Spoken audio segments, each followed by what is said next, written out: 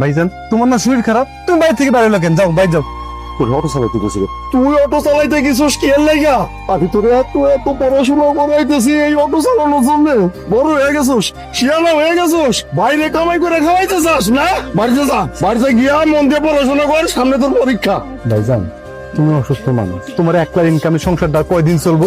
আমার তো এখন পরীক্ষা 2 মাস বাকি আছে, আমার কলেজে কোনো ক্লাসটা ছুটেছে না, সবাই বাড়িতে বসে পড়তেছে, আমিও বাড়িতে বসে ভালো করে পড়তেছি। ইনশাল্লাহ দেখবা আমি ভালো রেজাল্ট করবো।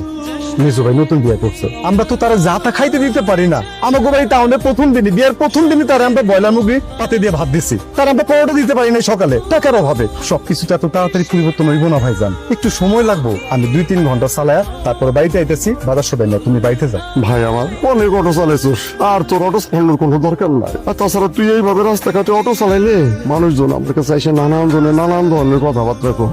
কি কয় জানোস, তোমার ভাই না কলেজের সেরা ছাত্র, আবার অটো চালাইতেছে।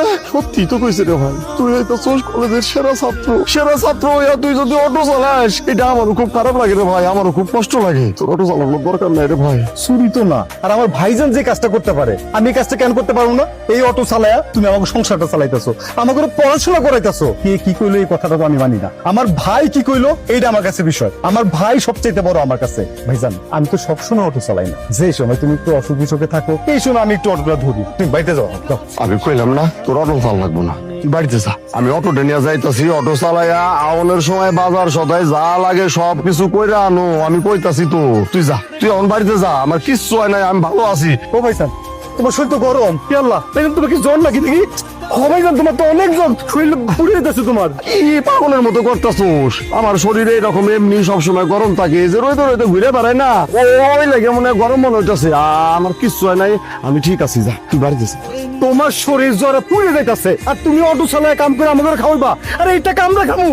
ভাইজান তুমি আমার বাপ, তুমি আমার মা, তুমি সব কিছু, আর তুমি কি করতেছো এগুলা? তোমার এই টাকা আমরা খামু, এত মানুষ হয়ে গেছি আমরা, তোমার কথা দেওয়া লাগবে না। খারাপ তুমি আর কি করতেছো এগুলো মানবো আমি? যাও বাড়িতে যাও, আর কোনো একটা কথা বলবে না, বাড়ি থেকে চুপ শুয়ে থাকবা।